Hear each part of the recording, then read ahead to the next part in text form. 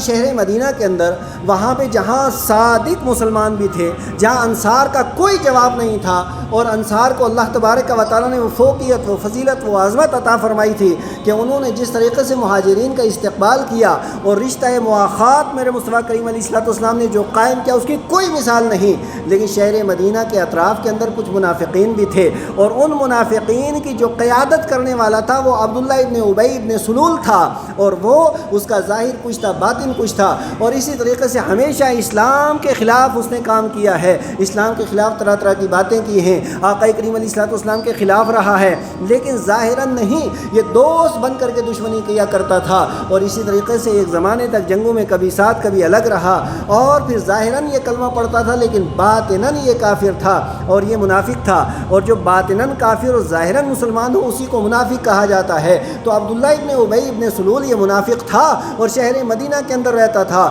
لیکن اللہ تبارک و تعالیٰ کا ایسا کرم بھی ہے، کافروں کے گھر میں پکے اور سچے مسلمان پیدا کر دیتا ہے۔ یہ بھی آپ دیکھیے، نوح علیہ الصلوۃ والسلام اللہ کے نبی ہیں، بیٹا کافر ہے، حضرت لوط علیہ السلام اللہ کے نبی ہیں، بیوی ان کی کافر ہے، اور اسی طریقے سے آپ دیکھیں گے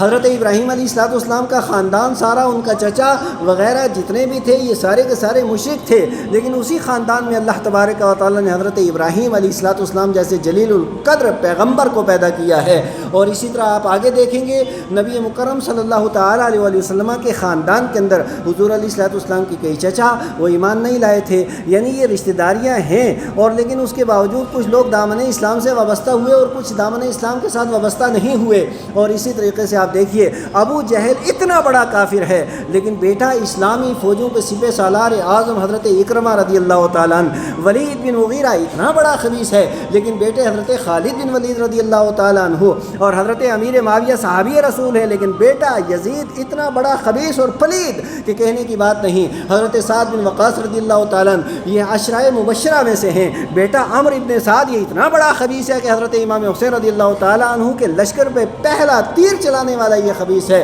اور اسی طریقے سے آپ دیکھیں گے کہ بسا اوقات ایسا ہوتا ہے باپ نہایت کمینہ لیکن بیٹا اللہ کا ولی ہو، اور ایسا بھی ہوتا ہے کہ بیٹا باپ بہت اللہ کا ولی ہو اور بیٹا نہایت کمینہ ہو جائے۔ باپ کی بنیاد پہ بیٹے پر، بیٹے کی بنیاد پہ باپ پہ تعاون و تشنیع نہیں کی جا سکتی۔ قرآن یہ کہتا ہے جو کمائے گا وہی پائے گا، اس کو اس کا صلہ ملے گا۔ دوسرا اگر کوئی آدمی عمل کرتا ہے تو اس کے بارے اس کی وجہ سے کسی دوسرے کی گرفت نہیں ہوگی۔ حضرت گرامی وقار، اب یہ عبداللہ ابن ابی یہ تو منافق تھا، لیکن اس کے بیٹے کا نام بھی عبداللہ تھا، وہ صالح مومن بھی ہے، نیک سیرت بھی ہے، صحابی رسول بھی ہے، حضور علیہ الصلوۃ والسلام کے عاشق بھی ہیں۔ اب جب عبداللہ کا انتقال ہو گیا اس منافق کا، تو بیٹے کی دل جوئی کے لیے نبی مکرم علیہ الصلوۃ والسلام نے اپنا کرتا مبارک دے دیا، اور اس کے بعد نماز جنازہ پڑھانے کے لیے بھی آقا کریم علیہ الصلوۃ والسلام تیار ہو گئے۔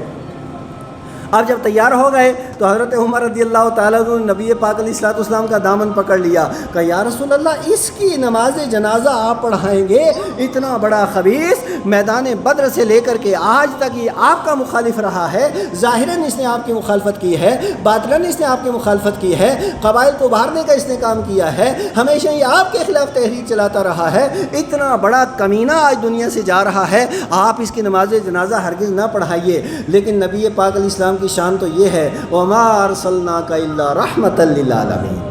وہ تو ساری کائنات کے لیے رحمت ہیں۔ اور اب تک منافقین کی نماز جنازہ پڑھانے کی ممانت کا حکم بھی نہیں اترا تھا، اس لیے آقا کریم علیہ السلام نے ارشاد فرمایا کہ رب قدوس نے ارشاد فرمایا کہ 70 مرتبہ بھی ان کے لیے اگر دعائے مغفرت کی جائے تو تب بھی میں ان کو نہیں بخشوں گا۔ تو آقا کریم علیہ الصلوۃ والسلام نے عریضہ پیش کیا، مالک اگر مجھے یہ معلوم ہو کہ 71 مرتبہ ان کے لیے مغفرت کی دعا کی جائے تو تم معاف فرما دے گا، تو میں 71 مرتبہ ان کے لیے مغفرت کی دعا کروں گا۔ یعنی 70 مرتبہ تو ہے کہ نہیں، اور 71 مرتبہ، یعنی نبی پاک علیہ الصلوۃ والسلام اتنے مہربان ہیں، وہ تو اپنوں کے لیے بھی رحمت ہے، وہ دشمنوں کے لیے بھی رحمت ہیں۔ اب ادھر حضرت عمر رضی اللہ تعالیٰ عنہ جب انہوں نے نبی پاک علیہ الصلوۃ والسلام کی بارگاہ میں عریضہ پیش کیا یا رسول اللہ مت نماز جنازہ پڑھائیں، آقا کریم علیہ السلام نے حضرت عمر کو جھٹک دیا اور مصلی امامت پہ کھڑے ہو کر کے نماز جنازہ پڑھا دی، نماز جنازہ پڑھا دی۔ جبریل امین طاہر اسی طرح آیت مبارکہ لے کر کے آئے، یا اے میرے محبوب صلی اللہ علیہ وسلم آپ اس سے پہلے نماز پڑھا دی،